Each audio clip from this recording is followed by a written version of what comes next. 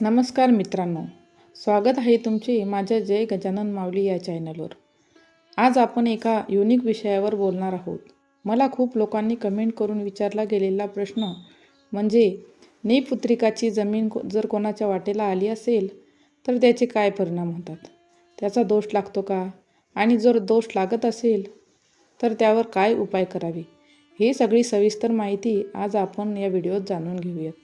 सर्वात पहिले आपण बुडीताची जमीन म्हणजे काय हे जाणून घेऊया.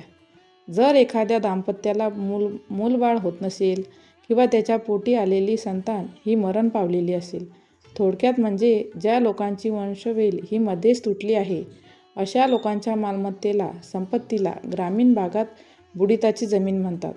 मग अशा संपत्तीला एखादा तिराईक वारस लागतो, म्हणजे त्याच्या भावाचा मुलगा किंवा बहिणीचा मुलगा किंवा दुसरा कोणता नातेवाईक. दत्तक घेऊन सर्व प्रॉपर्टी त्याच्या नावावर केली किंवा तो त्या मालमत्तेवर सुख भोगायला लागला तर त्याचे फार असे दुष्परिणाम होतात.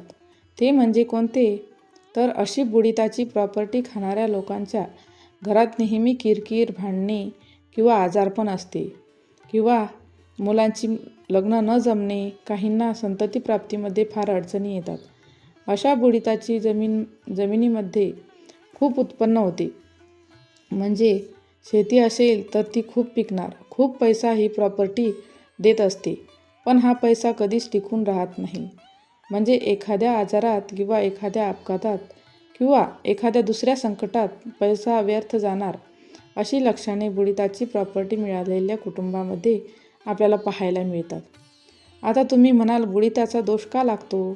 ज्या निपुत्रिकाची जमीन तुम्हाला मिळालेली आहे त्याचा त्या जमिनीमध्ये, त्या मालमत्तेमध्ये, प्रॉपर्टीमध्ये त्याचा जीव गुंतलेला असतो.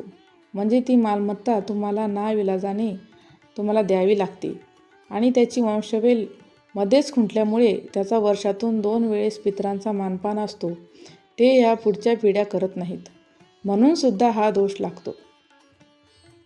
आता हे झाले एक कारण.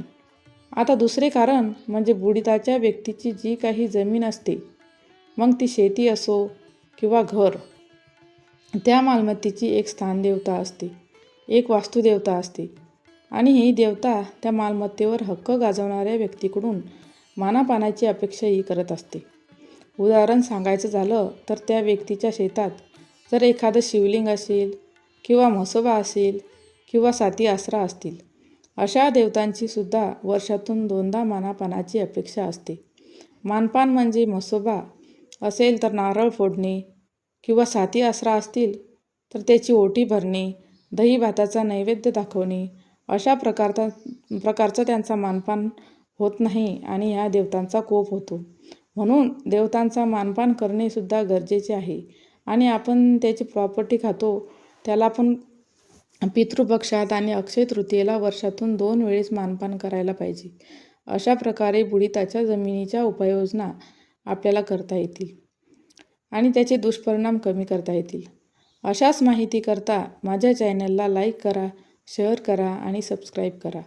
आणि तुम्हाला काही अडचण असेल तर कमेंट करून नक्कीच सांगा.